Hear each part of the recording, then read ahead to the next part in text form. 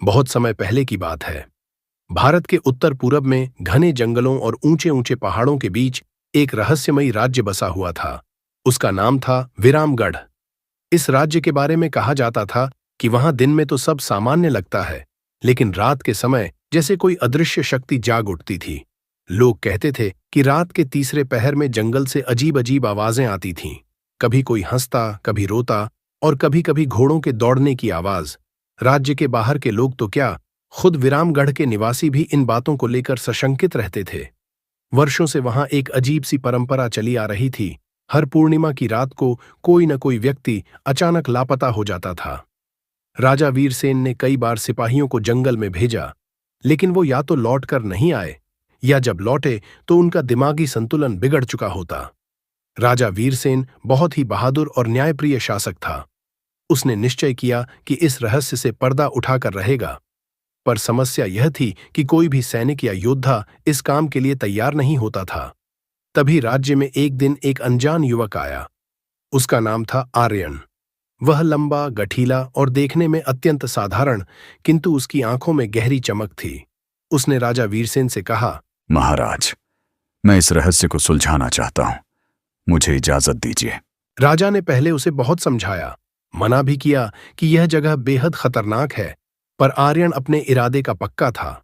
अंततः राजा ने उसे एक तलवार, एक मशाल और एक जादुई ताबीज देकर जंगल में भेज दिया। पूर्णिमा की रात थी। आसमान में चांद की रोशनी चमक रही थी, पर जंगल में घना अंधेरा और सन्नाटा पसरा हुआ था। पेड़ों की शाखाएं हवा में डरावनी आवाजें कर रही थीं। आर्यन धीरे धीरे जंगल के भीतर बढ़ने लगा। अचानक उसने एक साए को देखा। वह साया काले कपड़ों में लिपटा हुआ था और बिना जमीन छुए हवा में तैरता सा लग रहा था। आर्यन ने मशाल को आगे बढ़ाया, पर वह आकृति गायब हो गई। तभी एक जोरदार चीख सुनाई दी। आर्यन ने तलवार संभाली और आवाज की दिशा में दौड़ पड़ा। कुछ दूर जाकर उसे एक पुराना खंडहर दिखाई दिया। वह खंडहर किसी जमाने में महल जैसा रहा होगा। वहां पत्थरों पर अजीब सी लिपि में कुछ लिखा था। आर्यन ने ताबीज को हाथ में पकड़ा और पढ़ने की कोशिश की। तभी उसकी ताबीज चमकने लगी और लिखा हुआ अपने आप हिंदी में बदल गया, जो इस रहस्य को उजागर करेगा उसे शाप मिलेगा या अमृत। आर्यन ने एक गहरी सांस ली और खंडहर के भीतर कदम रख दिए। अंदर का दृश्य बेहद डरावना था। दीवारों पर अजीब आकृतियां, फटी हुई पुरानी तख्तियां और फर्श पर खून के धब्बे। तभी उसकी नजर एक पत्थर के नीचे दबे दरवाजे पर पड़ी। आर्यन ने पत्थर हटाया और नीचे उतरने लगा। सीढ़ियां बहुत पुरानी और सड़ी हुई थीं। जैसे ही वह नीचे पहुंचा, एक विशाल गुफा नजर आई। उस गुफा के बीचों बीच एक सिंहासन रखा था और उस पर एक वृद्ध व्यक्ति बैठा था। उसकी आंखें लाल और बाल सफेद, चेहरा झुर्रियों से भरा था, मगर उसमें अजीब सी चमक थी। वृद्ध बोला, बहादुर युवक, तुम ही वह हो जो वर्षों से इस रहस्य को उजागर करने आया है।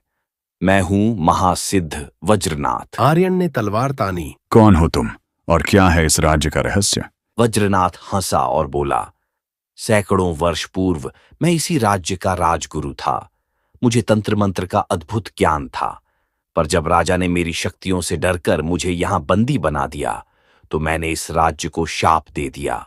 हर पूर्णिमा की रात मेरी आत्मा एक प्राणी को अपने साथ ले जाएगी, और जब कोई सच्चा वीर आएगा तभी यह शाप टूटेगा। आर्यन ने कहा, तो मैं उस वीर का वचन लेकर आया हूं, कैसे तोड़ सकता हूं इस शाप को?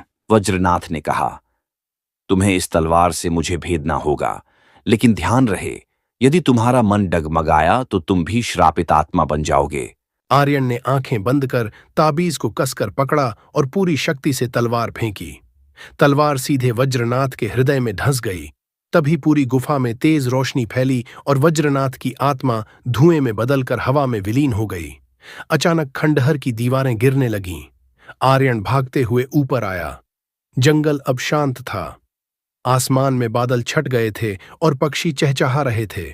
सुबह होते ही राजा वीरसेन को खबर मिली कि विरामगढ़ का श्राप टूट गया। वर्षों बाद पहली बार पूर्णिमा की रात कोई नहीं गायब हुआ था। आर्यन को बुलाकर राजा ने उसे राज्य का सबसे बड़ा वीर घोषित किया और उसे अपनी बेटी राजकुमारी मृदुला का हाथ सौंप दिया। विरामगढ़ फिर से खुशहाल राज्य बन गया। आर्यन ने बाद में कहा, सच्चा वीर वही होता है जो डर का सामना करके दूसरों के लिए लड़ता है, और असली जीत हमेशा अपने डर को हराने में है। उसके बाद विरामगढ़ का रहस्य तो खत्म हो गया, पर आज भी वहां के लोग कहते हैं, जहां सच्चाई और साहस होगा, वहां कोई भी अंधकार ज्यादा देर टिक नहीं सकता।